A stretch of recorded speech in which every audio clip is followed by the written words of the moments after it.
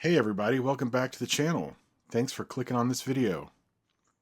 My name's Friar Pezzle, and I am very happy that you chose to watch my video. Today we're going to close out the series, The Three Gates of Mercury.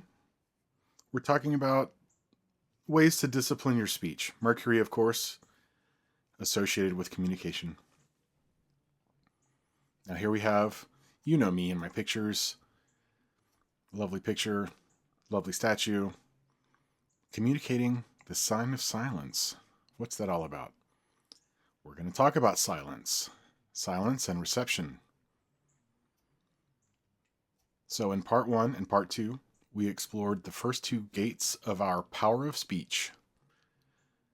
And today we will close with the final gate. And you can find part 1 and part 2, as you can see, clicky linkies.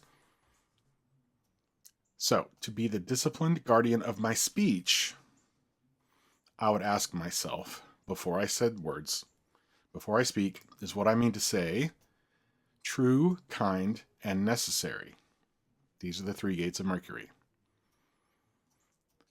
And having cleared the first of these two gates, we can attempt to pass through the last one and find some surprising reasons not to. So, is speech necessary? What speech is necessary? Here's an example. We have a firefighter, and he is yelling, and he's doing his job, and he's keeping people out of danger. That would be necessary speech. He's probably pretty happy because he's actually fighting a fire as opposed to other terrible things that most firefighters end up doing. Right.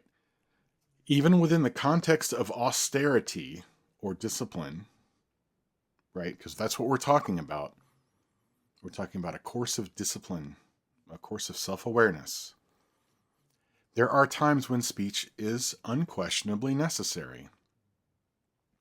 If someone is in genuine danger, speak up. Really, really actual literal danger. If someone is about to make a dreadful mistake, like, oh, I don't know, they're going to go back to their incredibly abusive ex. Say something. If someone asks you for input, feel free. If you must enforce your boundaries, have at it. Very important. If it is possible to remain kind, which is the second gate of Mercury, while doing these, great, all the better. Clearly one can speak truth, the first gate of Mercury, in these examples. Right? Saying things that are true, try to keep it kind, and these things are necessary.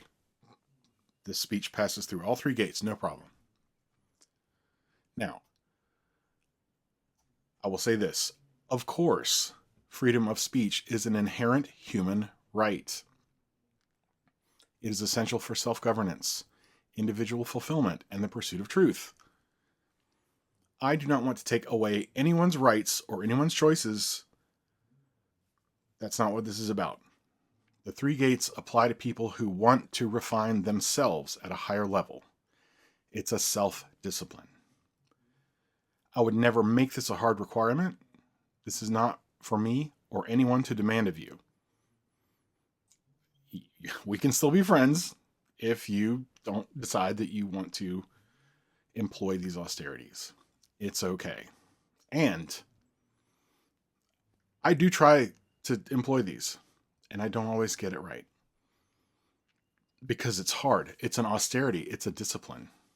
So you can screw up and just try to get back on track. It's okay. But you don't have to. You do and say what you will. But here's something surprising. Silence itself is a power, and can also reveal subsequent powers that may occasionally be more important than speech. Okay. So, the Sphinx, the fourth power of the Sphinx. The Sphinx. I love this picture because it's got the Sphinx, the mysterious Sphinx, and the cosmic bits. Great, great picture. I've used it before. I'll probably use it again. To know, to will, to dare, and to keep silent are Eliphas Levi's four powers of the Sphinx. Link in the article. I'm reading my blog article. You can read it too. Silence is considered a power. It's the fourth power, keep silent. What could this power be? It might be quiet confidence, which anxious explanations and justifications do not convey. It could be the quiet assurance that a working is complete, requiring no further input or discussion. Remember, if you're doing magic, really keep your mouth shut. Perhaps additional speech might only dilute or confuse a situation, making silence a safeguard of clarity. How many times have we tried to clear up a situation with extra words and we just made it worse? I probably should get a lifetime achievement award for that. This power of silence also allows room for yet another power. Oh boy, here we go. You with the trees. Friar. Yeah, I know. Sefer Yetzirah. The Book of Formation. Here we have, I believe that's Rabbi Isaac Luria, or supposed to be. And this rabbi has got the tree of life by this path here, path between the earth and the moon. The earth, of course, being this material realm of action, and the moon representing the first gate into your interior realm. This is your interior realm. That gate being the moon gate of imagination. I'm also going to tease you a little bit. So, 1, 2, 3, 4, 5, 6, 7, 8, 9, 10. I want you to think about the fact that this is the earth plane. This leads into the subtler realms within. And this gate, think about platform 9 3/4. That would be right about where this fella's hand is. If you have a sharp eye, you will detect that there is only one path here between the earth and the moon, between materiality and the realm of the imagination. Because that's where all this stuff makes its way down through this one channel. Hey, what happened to the other two? If you've been paying attention, you've seen me have other trees, and they usually have these two branches. Well, the branches are there for you to know them. The Golden Dawn, and maybe even the Freemasons, though I'm not a Mason, but at least in the Golden Dawn lectures and rituals, what they'll do is they'll say, okay, before you, there are 3 paths. Like, say you're at the Earth grade. Before you are 3 paths.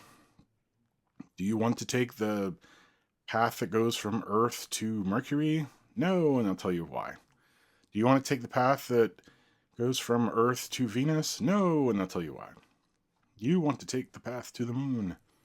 And of course, all these paths are represented by tarot cards, but we won't get into that here. Right, Sefer Yetzirah.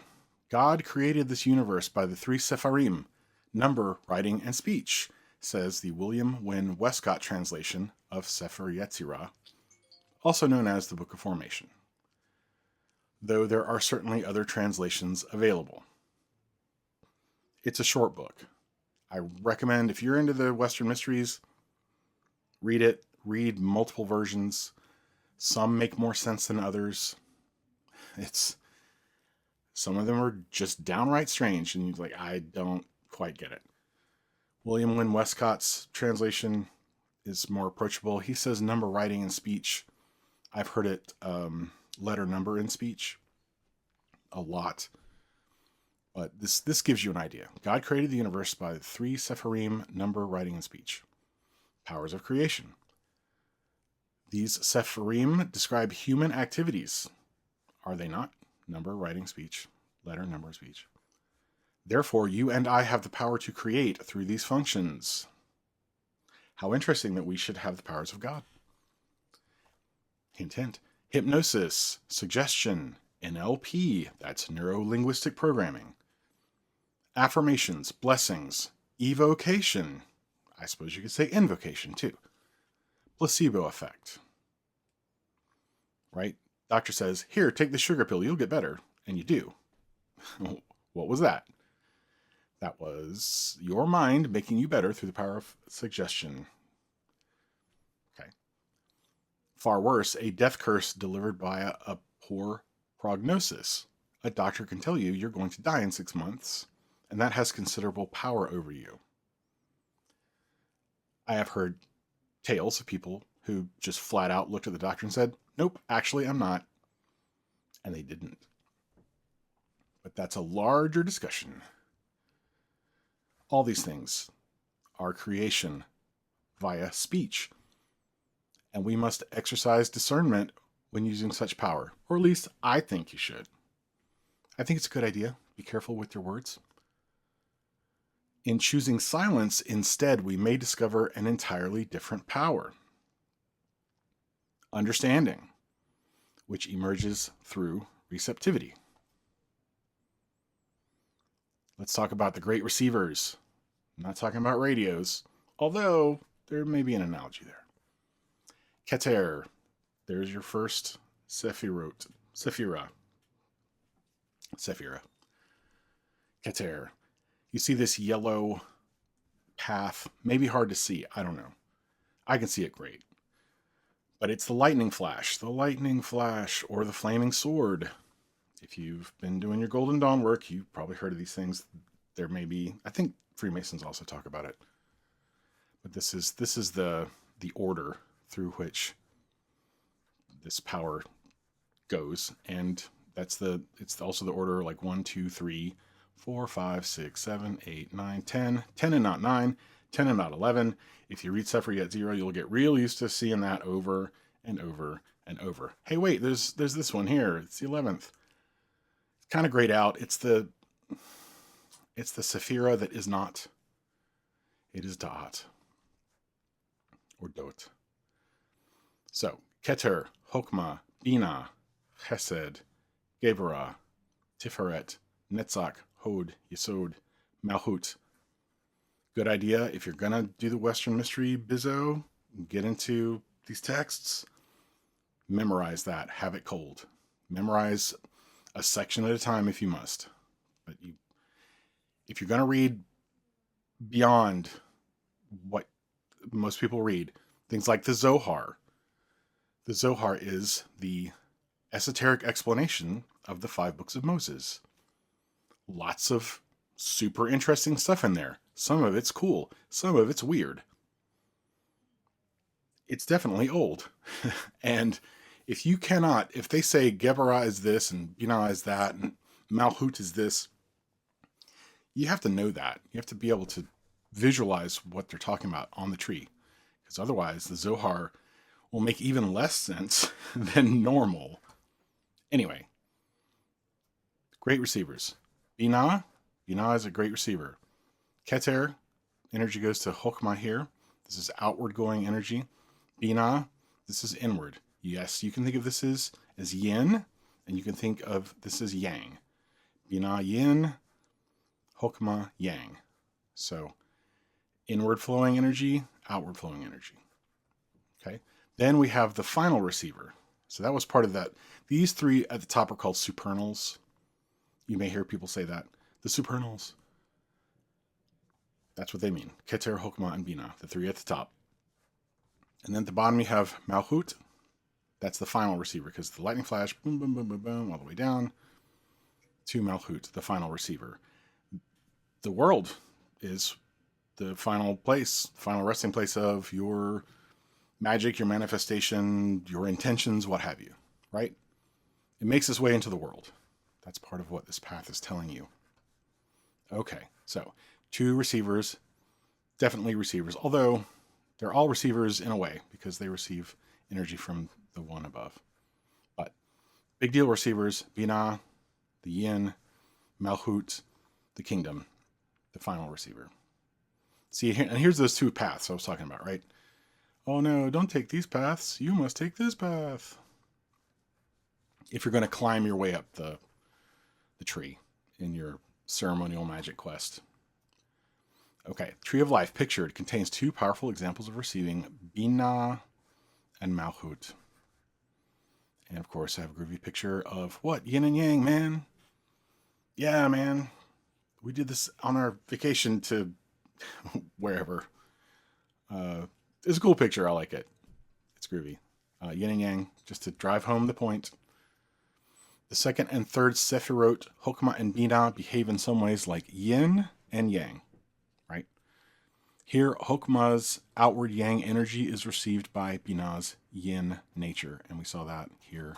Hokmah's outward going energy goes whoop over to Binah, receives. This is wisdom. This is understanding.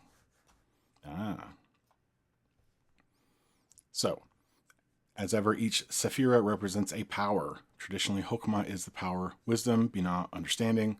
The receptive nature of Binah helps foster that power of understanding. At the bottom of the tree lies Malchut. I hope by now you can see it in your head. The kingdom, the final receiver, where all of the preceding energies eventually make themselves manifest. Here are your results. Like seeds falling to the ground to transform within the fertile earth, these energetic potentials make their way to this material plane to manifest results. This becomes possible through silence and the power of reception, leading us to understanding. Those of you involved in ceremonial magic, some of this should be, ringing some bells here.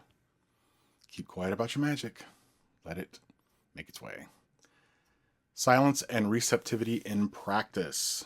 I think this is a Scandinavian sculpture. I like it. I've used it elsewhere. And I like it. It conveys a feeling, right? Deliberate, considerate, and confident silence, and the receptivity it generates, is key to understanding someone. Momentarily taking on their worldview as a listener, establishing trust and rapport. This leads to real understanding. You will be considered a great conversationalist if you listen well and speak less, I have noted. It's true. I've had conversations with people where I didn't say hardly a thing, and they think I'm the most wonderful conversationalist. It's amazing. Try it. You'll see. If, however, a listener impedes the free flow of thought by introducing other ideas and counter-arguments, or worse, making the conversation about him or herself. Right? That's the thing you don't want to do. If that is done during this important unfolding process, the speaker may feel disempowered, belittled, or ignored. Those aren't good. There may come an appropriate time for intervention or challenge on the part of the listener, especially if you're a coach. People pay you to do that. But be judicious and careful with this. Just better to close your mouth, listen to what they have to say, and be a real receiver of it. Don't just tolerate it, if you can. Really receive it. Take it on. Get the flavor of it. Remain silent and receptive as much as you are able, and your confidants, clients, and friends will benefit from this tremendously. This practice leads to greater understanding. This is one of the foundational beliefs behind my deep listening service, Clicky Linky. That's foundational to it. I'm listening and asking some questions. You're talking. And in a very remarkable way, I might add. Those of you who have been my clients, you know what I'm talking about. So, as an added bonus, silence can also lead to self-understanding. For all of the above reasons. You may find something important in that silence that only silence can express. How mystic. And here we have a great picture of this nice lady, and she's got her doge. Don't meditate with dog treats in your hand, is all I'm saying, because you'll get interrupted. But yes, this silence, self-awareness, they go hand in hand. Conclusion. To close this series, we can take that all-important pause and make sure our words are, to the best of our abilities, true, kind, and necessary before speaking them. Making sure they can pass through all three of the gates of Mercury, communication. And sometimes silence is a worthy option for receptivity and understanding. We do ourselves and the world a great and ongoing service with such discipline. It's okay if what you have to say gets hung up in any of the gates, really. I mean, if you catch it at the first gate, it's because it wasn't true. And it's important to examine that. Is what I'm saying really true? Now I have doubts. Maybe I'll just be quiet. Or, ooh, what I'm about to say is kind of sharp. Maybe I won't let it get through that gate. Or, maybe what I'm about to say isn't entirely necessary, and I'll let it get hung up in that gate. Any way it happens, the silence isn't necessarily a bad thing. I hope I've demonstrated that here. So thank you for your immeasurably valuable time and attention. And I look forward to your feedback. This is probably a premiere, so there's probably a chat. So hopefully there are people in the chat and we're talking. It'd be great. But thanks for making the clicky on my video. I do appreciate it. And I upload about every 2 weeks. So thank you very much. I hope you have a super duper rest of your day. Okay, bye.